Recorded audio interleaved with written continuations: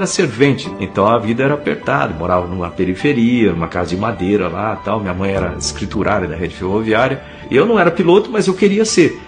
Então, quando você tem um sonho em alguma coisa, é bom você estar próximo do seu sonho. Aí o que eu fazia? Eu ia para lá no aeroclube, ficava junto com os pilotos, ajudava a empurrar avião, limpar planador, mas eu não tinha dinheiro para pagar os voos, que eram caros, né? Mas eu estava lá. E aí os pilotos lá falaram assim: bom, já que você não tem dinheiro para voar aqui, por que você não vai para a Força Aérea? Na Força Aérea você pode voar, pode ter uma carreira e tudo mais, ótimo. Mas eu tinha que passar no concurso da Academia da Força Aérea, que não é fácil, você tem que estudar para chuchu, para passar ali. E além disso, né, não deve ser diferente da vida de muita gente, eu tinha que trabalhar para ajudar em casa. Então, quando eu tinha 14 anos, eu consegui meu primeiro emprego com carteira assinada, que era lá na Rede Ferroviária Federal também, como eletricista aprendiz. Um dia lá eu estava trabalhando na Rede Ferroviária, estudando os meus livros para fazer a prova da academia. Achei que aqueles caras já trabalhavam lá um tempão. Um deles chegou para mim e falou assim: rapaz, tá estudando o que aí? Tá sempre com esses livros assim? O que você quer fazer? Eu falei: não, eu quero ser piloto. Você ser piloto? Cai na real, rapaz. Você é culpa filho de rico. Você nunca vai conseguir, você vai ficar frustrado. Aquele negócio ficou marcado, assim, né? Eu cheguei em casa aquele dia, tava chateado pra caramba. Aí minha mãe chegou do trabalho. Minha mãe era italiana, tinha os olhos azuis, assim, né? Ela era brava pra chuchu. Eu lembro dela muito enérgica com tudo. Ela olhou bem pra mim e falou assim: o que foi? Eu falei: não foi nada, não. Fala ó, o que foi? Aí eu falei: não, é que eu tava lá na oficina, falei pro pessoal que eu quero ser piloto. Eles falaram pra mim que é impossível, isso é só pra filho de rico. Eu acho que eles têm razão. Como é que eu vou passar no cursinho? Como é que eu vou passar no vestibular? Não tô fazendo cursinho, nada disso, né?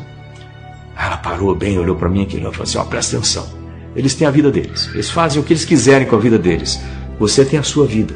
Eu te digo mais. Você pode ser o que você quiser na vida, desde que você estude, trabalhe, persista e sempre faça mais do que esperam de você. Eu acreditei nela, fiz a prova da Academia da Força Aérea lá em Pirassununga, passei, e passei em segundo lugar no país. O que importa, na verdade, não é se você tem o melhor cursinho, se você fez, não importa se você quer realmente fazer a coisa e quanto você se dedica para aquilo. Fui ser piloto primeiro, aí fui para Natal, no Rio Grande do Norte, para fazer curso de aviação de caça. Transferido para Santa Maria, no Rio Grande do Sul, já como piloto operacional. Lá eu fiz outros cursos. Tá reparando como estou falando curso um monte de vezes? Então, para aqueles jovens aí que têm um sonho grande na frente, lembre o seguinte: a educação, ela abre o seu caminho para o seu sonho. Ninguém consegue chegar lá sem saber de alguma coisa. Você precisa ter qualificação.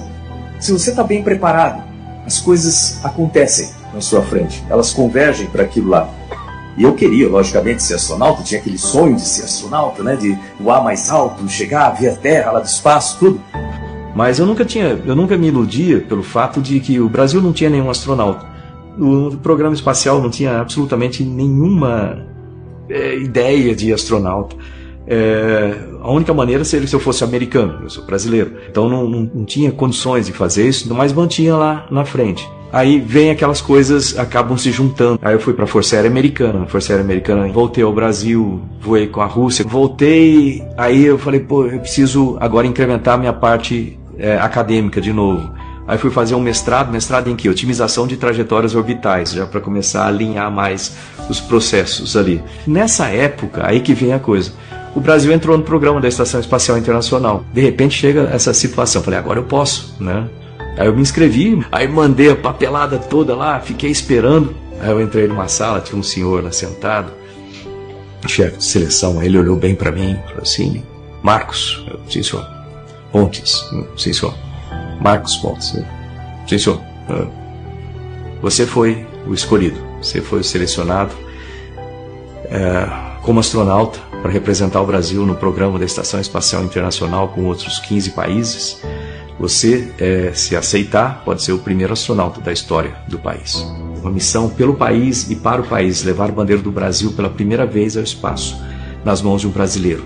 E isso vai exigir sacrifícios da sua parte e da sua família. Você sabe que tem riscos envolvidos, não sabe? A gente não quer, mas talvez na tentativa de realizar essa missão você tenha um acidente e sacrifique a sua vida. O curso demora 2 anos, aí você fica fazendo especializações. E nada de ser escalado, né? Até que chegou em 2005, o chefe da Estação Espacial me ligou. Pois não, ele: Marcos, você está escalado para voar ano que vem. Sério? Como? Não tem espaçonave voando aqui? Não, você vai voar com os russos. Ok, quanto tempo eu tenho? 1 ano e meio para aprender os sistemas lá? Não, você tem 5 meses só. Detalhe, você sabe que na Rússia eles falam em russo, né? Sim, senhor. Pois é, você vai ter que aprender russo, porque o controle fala em russo, o checklist é em russo, o manual é em russo, o painel é em russo, as aulas são em russo, você vai ter que fazer prova em russo. Então, você tem os primeiros 3 meses que aprender russo em paralelo, com os 5 meses que você tem para aprender tudo. Então, eu falei, pô, é um desafio e tanto. E nessa época também, o meu filho, o Fábio, teve um diagnóstico de câncer no sistema linfático. Foi uma época difícil para a Chu, eu tinha o maior desafio da minha vida profissionalmente e o maior desafio da minha vida pessoal também. E você vai ter que enfrentar isso aí. Então, o meu filho mesmo falou assim, pô, você tem 200 milhões de pessoas esperando que você cumpra essa missão. Bem, eu sou um deles. Foi assim que eu fui lá para Zvyozny Garadok, Cidade das Estrelas, para fazer o treinamento. Ok, passa todos os testes, exames médicos, aquela coisa toda. Aí pronto para voar. Aí a família foi para lá no último dia. E os russos, no jeitão deles, falaram assim, Marcos, sua família está aqui no quarto 232. Você tem 30 minutos, meia hora, para dizer adeus para sua família. Eu lembro que eles entraram na sala, a enfermeira olhando no relógio. Eu não sabia o que falar para eles. O que você falaria para os seus filhos se você tivesse 30 minutos para se despedir deles? Você não sabe o que falar, a gente não se prepara para esse tipo de coisa. Então, quando eles saíram do hospital assim, aquele momento foi o momento mais crítico para mim. Podia ser a última vez que eu estava vendo os 3, né? No dia seguinte eu estava sentado no topo do foguete lá, esperando para decolar. Começa a decolagem, assim, em 9 minutos você vai estar no espaço. Você vai sair do zero, vai chegar a 25 mil km por hora, vai sair do zero, chegar a 200 km de altitude. Eu tirei as luvas, ficaram flutuando assim na minha frente. Aquele era o momento que eu estava realizando o meu sonho. Assim, eu cheguei aqui e para mim era aquele momento ali. Aí eu olhei na janelinha, vi aquele planeta azul lindo assim. A primeira coisa que eu pensei quando eu cheguei ali, eu lembrei lá atrás, naquele dia que eu estava na oficina, falando com os meus amigos lá que eu queria ser piloto. Eles olharam para mim e falaram, pô, isso é impossível para você, isso é coisa para filho de rico, rapaz.